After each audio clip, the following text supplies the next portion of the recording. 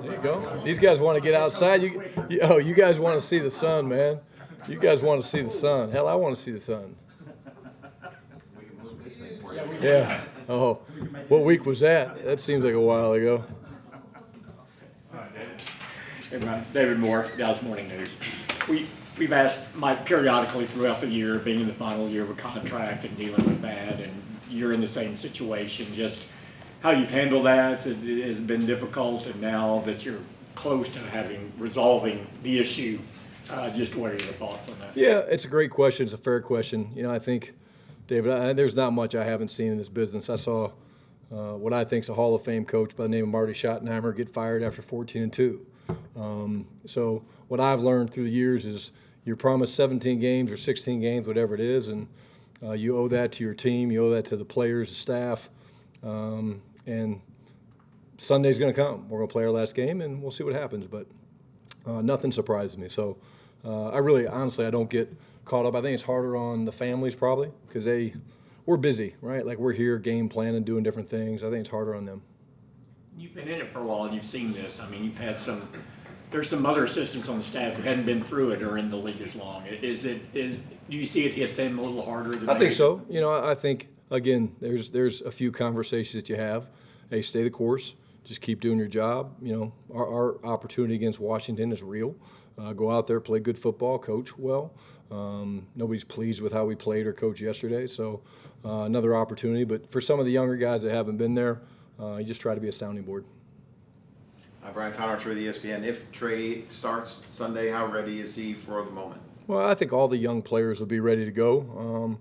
If Trey gets the call, if Awesome Richards gets the call, whoever it is, really early in the process. Literally just kind of got the game from yesterday kind of wrapped up. Now getting ready to dive deep into this one. I feel like we know these opponents pretty well. But I think the one good thing this year, we've had a lot of guys that have had to step up and play, and we certainly want to win the game. And if young guys play, they play, and no matter who goes in there, we're excited to see them compete. Saji's The Athletic. Brian, Mike always brings up Marty for the way that his foundation was built. When you have someone who you work for has that similar foundation, how does that help your relationship with Mike grow and both from a football and personal standpoint? I think we remind each other of maybe lessons that my old man taught us both. Sometimes he reminds me of things that maybe I have forgotten or that he experienced that I didn't, and vice versa. Your number one job as a coach is to be consistent. And it's easy to get your feelings down and hey, we're missing the playoffs and but that's not the way we're wired. We're wired that when given an opportunity to compete, you go and you compete, and we're going to put together a hell of a game plan. And the guys that go out there and play are going to play their asses off, and there'll be a final score, and it'd be great to beat those guys for the second time.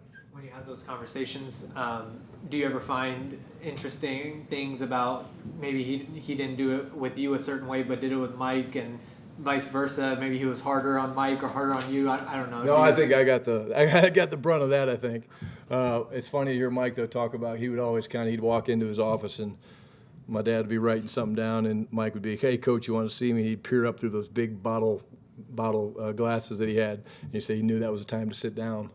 But it's fun to reflect on some of those things. A lot of wisdom, and again, he won a lot of games, but he also had some tough years. And the consistency that I saw from him, and the consistency I see from Mike and the staff, that's a lot to pull you together.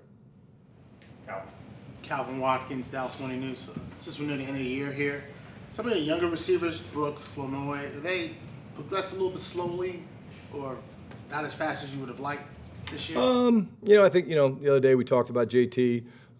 He's obviously, I think, had a really terrific year. Another great play yesterday. Calvin. JB made a great play a couple weeks ago. I think it's hard to evaluate that on a full spectrum when you don't go back and you look at the entire year, moving parts with the quarterback and all that stuff. But again, I think there's traits there for all those guys. Flo made a couple big plays against Tampa Bay, last week, and 2 weeks ago when he got sent in there, maybe Cincinnati. But I would say all those guys have traits we're excited about. They just got to continue to work and grow, and I think that room is one that over the next couple of years is in really good shape. Did your dad ever say to you, "Don't get in this business because it's tough"?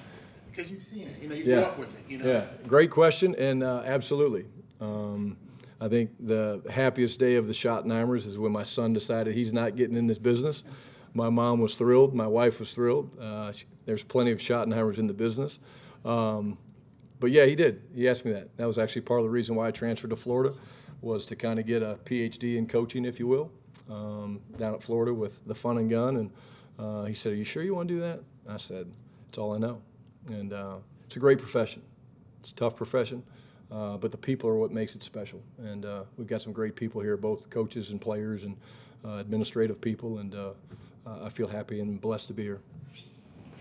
Joe Hoyt, All City Dallas. We've asked Mike about the contract situation all year, and he's been pretty consistent in his responses. How have you seen Mike kind of handle being in an expiring contract, and I guess what impact can that have on a team? Yeah, he's the guy that sets the tempo for all of us, right? Like we all have good days and bad days. When we're going through the tough times, certainly in the middle of the year, it's draining on all of us. I think what we try to do as a staff is pick each other up.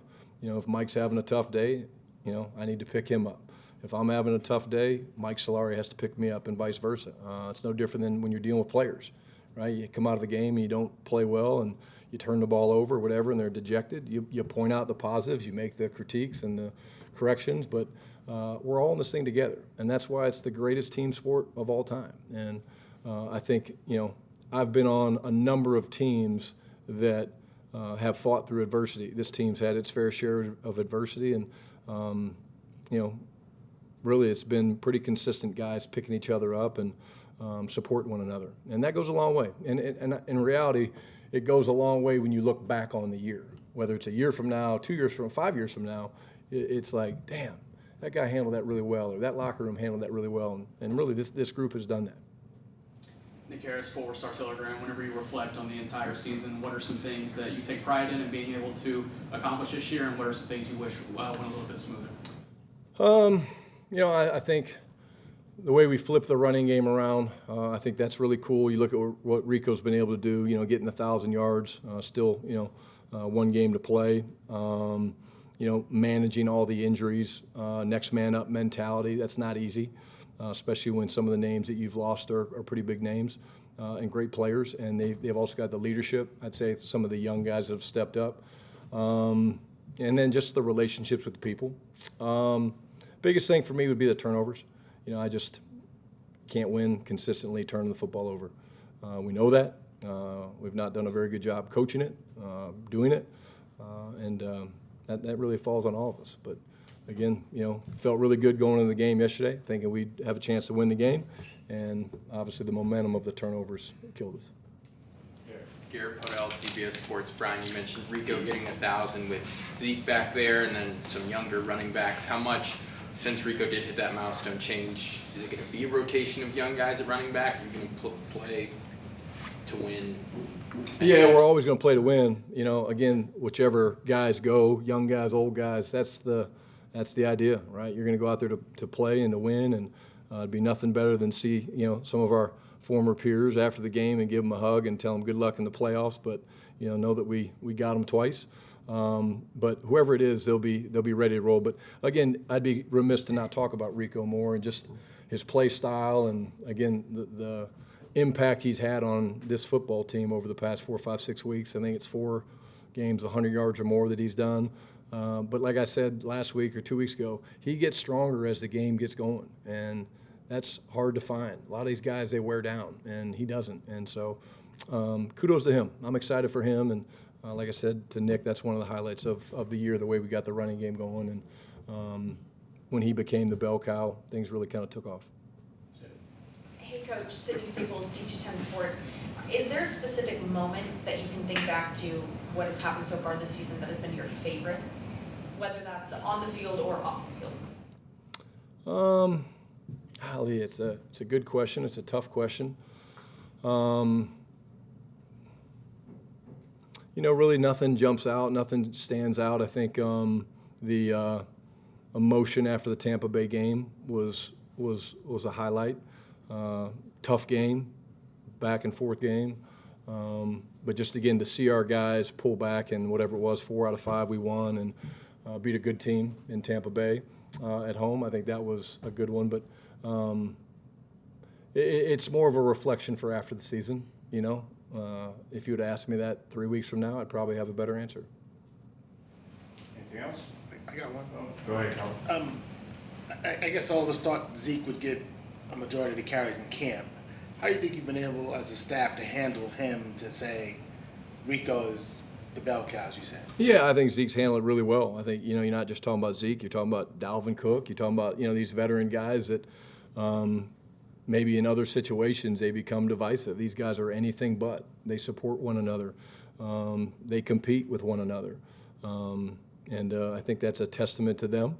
I think as you get older in this profession, you realize as it begins to say, okay, hey, how many more years do I have left? You realize that being the great teammate and being the great, you know, mentor for some of these young guys is important. I mean, let's be honest, Rico's still a young back. I mean, so I think it's a credit to really just that room in general.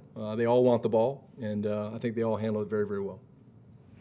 When you think of, this is the most carries Rico's had by a long shot in his career. When you kind of look back in hindsight and the usage of the committee and trying to balance that, do you think that maybe that was a factor in terms of trying to go with the committee up front? Is like, hey, Rico hasn't been the bell cow, hasn't been a 300 carry kind of guy in his career? Yeah, I think, you know, at the end of the day, I think that was kind of the plan all along, was to be a committee. And then obviously we were struggling running the ball a little bit, and it was we say bats at the plate. We weren't getting a lot of bats at the plate. So how many times, like I've said many, many times, runners feel blocking schemes. They feel combinations. They feel color. I mean, I think one of Rico's best runs yesterday was 53 shot the gap. He was free in the hole, and he kind of made a miss for a 3-yard run. Like, the more carries you get, you feel those things. And so, again, I think that was the plan, and we were able to adjust. And when we adjusted, it worked. And that's always a good thing when you adjust, and it ends up being the right decision. Todd, do you have anything? Yeah, you've talked about Tolbert a couple times today and over the weeks.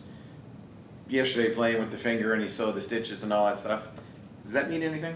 Oh, absolutely. The guy's a stud. You know, seeing him catch on Thursday and with one hand and wondering what it was going to be, and we kind of talked to him about, hey, you got to show us on Friday that you can do it, and then to see him go out there on game day, and I thought the fade catch that he pulled away from 27 was, you know, unbelievable. I mean, it was a great contested catch, and you know, I think it just speaks to him, you know, maturing and growing up, and you know, you want guys you can count on. I mean, that's a real injury, and for a receiver, it's probably the worst injury, right, other than some of the lower extremities. But to go in there and do what he did yesterday just shows you his confidence and the fact he's really grown up and matured and continues to excel and become a really, really great player.